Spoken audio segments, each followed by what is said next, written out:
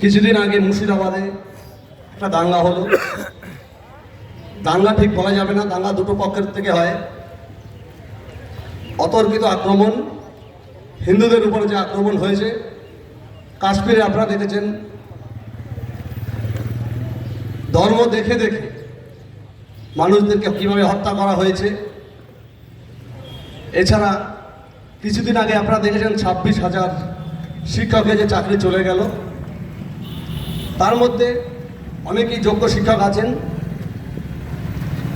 মমতা ব্যানার্জির দল তৃণমূল কংগ্রেস, তার মধ্যে অনেক চাকরি বিক্রি করেছেন তার দাদা ভাইয়েদের মাধ্যমে দুর্নীতির যে আঁকড়া খুলে বসে আছেন মমতা ব্যানার্জি এবং তার ভাইপো। সেই দুর্নীতির বিরুদ্ধে আমাদের যে লড়াই, তার বিরুদ্ধে আমরা অনবরত লড়াই করে চলেছি, আগামী দিনেও করব। আমরা হরিণঘাটাবাসীর প্রচুর সমর্থন পেয়েছি, আগামী দিনেও পাবো এই আশা আমরা রাখি। কারণ 2019 সালে লোকসভায় তারা ভারতীয় জনতা পার্টিকে বিপুল ভোটে জয়যুক্ত করিয়েছেন। 21 সালে তারা জয়যুক্ত করিয়েছেন এবং 24 সালে তারা জয়যুক্ত করিয়েছেন। কিন্তু আমাদের এখানে যে পৌরসভা নির্বাচন, দুটো নির্বাচন হয়েছে, কোনো নির্বাচনেই সাধারণ মানুষ তার ভোটাধিকার প্রয়োগ করতে পারেননি। প্রশাসনকে কাজে লাগিয়ে নির্লজ্জ বেহায়ার মতো মানুষের ভোটাধিকার কেড়ে নিয়ে তারা পৌরসভায় বসে আছেন। এই মানুষের প্রতি তাদের কোনো সমবেদনা নেই, মানুষের অধিকারের প্রতি কোনো সদিচ্ছা তাদের নেই যে মানুষ তার গণতান্ত্রিক অধিকার প্রয়োগ করবে। এই ধরনের চোর ডাকাতরাই বড় বড় ভাষণ দিচ্ছেন, তারা বসে বসে লেকচার দিচ্ছেন, মোদির দুর্নীতি দেখছেন, দুর্নীতি খুঁজছেন। কিন্তু তারা যে নিজেরা কত বড় দুর্নীতি করেছেন তারা বুঝতে পারছেন, বুঝেও তারা বদমাশি করছেন। আজকে আপনারা দেখতে পাচ্ছেন কাশ্মীরে যে সন্ত্রাস দীর্ঘদিন ছিল, কংগ্রেস আমলে সন্ত্রাসের সৃষ্টি হয়েছিল, কিন্তু মোদিজি আসার পরে অনেক কমেছিল। কাশ্মীরে কিন্তু বর্তমান যে যুব সমাজ তাদের হাতে কাজ এসেছিল, প্রচুর পরিমাণে পর্যটন শিল্পটা ওখানে কাজ করছিল, মানুষ ঘুরতে যাচ্ছিল, ওরা কিন্তু শান্তির পরিবেশে বিরাজ করছিল এবং সুখে শান্তিতে ছিল।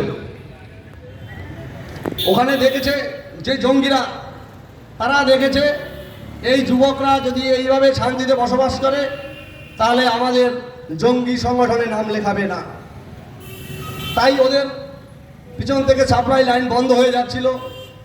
তাই তারা সেই পর্যটন শিল্পকে ধ্বংস করার জন্য পর্যটকদের উপর আক্রমণ করেছে।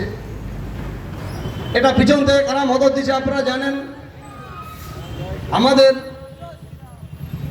প্রতিবেশী যে রাষ্ট্র নিজেরা ধ্বংস হয়ে যাচ্ছে, ডুবে যাচ্ছে, তারপরেও সন্ত্রাসে মদত দিয়ে যাচ্ছে।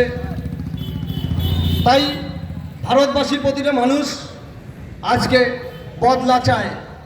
আমাদের যে 26 জন লোক মারা গেছেন তাদের প্রাণের বিনিময়ে আমরা ওখানকার অন্তপক্ষে আমাদের শুভেন্দু অধিকারী যেটা বলছেন 260, আমরা 260 নয় 26,000 চাই। কারণ পাকিস্তানকে তার মানচিত্র থেকে মুছে দিতে হবে, সন্ত্রাসকে আগামী দিনে ধ্বংস করতে হবে। পৃথিবীতে আপনারা দেখুন সন্ত্রাস কারা করছে। যদি 100 সন্ত্রাসবাদী সংগঠন থাকে তার 99% একটা ধর্ম থেকে বিলং করে। তার কারণটা কি? কারণটা কিন্তু আপনাদেরকে খুঁজতে হবে।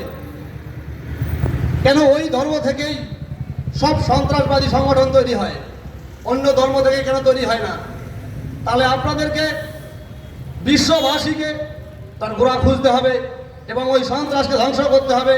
মানুষ শান্তিতে বাঁচতে চায়, কিন্তু মানুষকে শান্তিতে বাঁচতে দেওয়া হচ্ছে না। কেন দেওয়া হচ্ছে না? তারা 4টে লোক এসে 26 জনের প্রাণ নিয়ে নিল।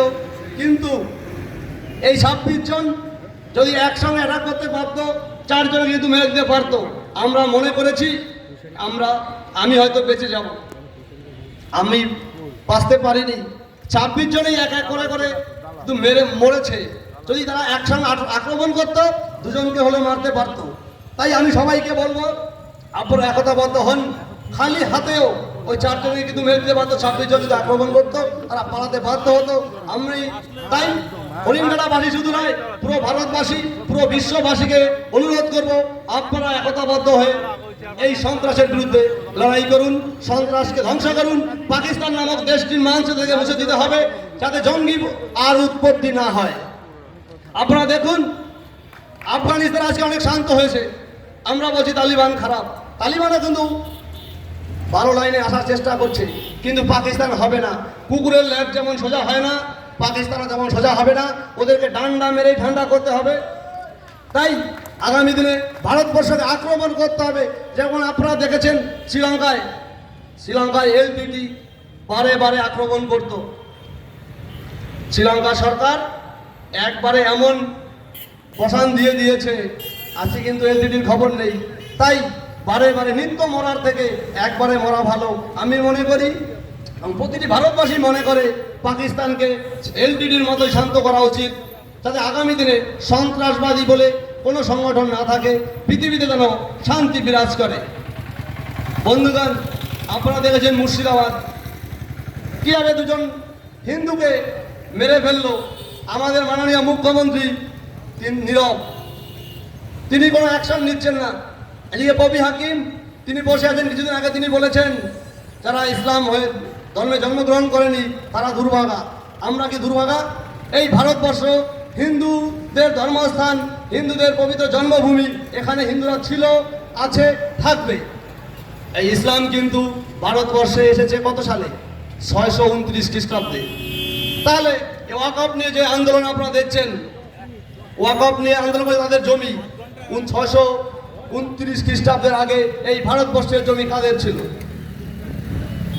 তাহলে তারা আজকে তাদের সম্পত্তি, আরব থেকে এসে তারা যদি তাদের সম্পত্তি বলে, আমাদের পূর্বপুরুষ এখানকে আমরা ছিলাম, তাহলে আমাদের সম্পত্তি নেই? আমাদের কাছে তারা কিনে নিয়েছে? নেয়নি, তারা জোর করে নিয়েছে। তা আমাদের জমি যদি আমরা উদ্ধার করি, তাহলে কার কি করার আছে? আমাদের সম্পত্তি আমাদেরকে উদ্ধার করতে হবে, আমাদেরকে বাঁচাতে, আমার সম্পদ বাঁচাতে যা করতে হয়, যদি যার জন্য দিতে হয় সেটাও আমরা দেব। বন্ধুগণ, আগামী বছর যে নির্বাচন আছে, সেই নির্বাচনে বিধানসভা যে নির্বাচন, সেখানে যদি আপনারা এই মমতা ব্যানার্জি মতো দুর্নীতিগ্রস্ত সরকারের পরিবর্তন না করতে পারেন, তাহলে একে একে আপনাদেরকে প্রত্যেককে মরতে হবে। তাই আপনারা যদি বাঁচতে চান, আগামী 26-এ মমতা ব্যানার্জিকে ওখান থেকে সরাতে হবে, ভারতীয় জনতা পার্টির সরকার তৈরি করতে হবে, সবাই মিলে আমরা শান্তিতে বসবাস করব। ভারতীয় জনতা পার্টির 5টা মূলনীতির মধ্যে একটি হচ্ছে সর্বধর্ম সমভাব। আমরা সর্বধর্মকে সম্মান করি, কিন্তু অন্যান্য ধর্মরা তারা মনে করে আমরা দুর্বল। আমরা যদি সর্বধর্মকে সম্মান করি, তাই আমাদের দুর্বল মনে করে। কিন্তু হিন্দুরা কখনো দুর্বল নয়। হিন্দুরা যদি দুর্বল হতো, মোগল পাঠানদের আক্রমণের পরে, ইংরেজদের আক্রমণের পরেও হিন্দুরা এখানে টিকে থাকতো না। তারা টিকে আছে, টিকে থাকবে, কারণ আমরাই ন্যায়ের পথে আছি, শান্তির পথে আছি। তাই অশান্তিকে ঠেকাতে গেলে পুরোপুরি মালা জপলে হবে না। আপনাদেরকে সেনাবাহিনী যেমন সীমান্তে শুধু মালা জপলে হয় না, সীমান্ত রক্ষা হয় না, তাদেরকে অন্য কিছু অস্ত্র ধরতে হয়। আপনাদেরকে বাঁচতে গেলে আপনাদেরকে হাতে যদি বাঁচার জন্য যা করতে হয় সেটা করবেন। এই অনুরোধ রেখে আমি আমার সংক্ষিপ্ত বক্তব্য শেষ করছি। জয় শ্রীরাম, ভারত মাতা কি জয়।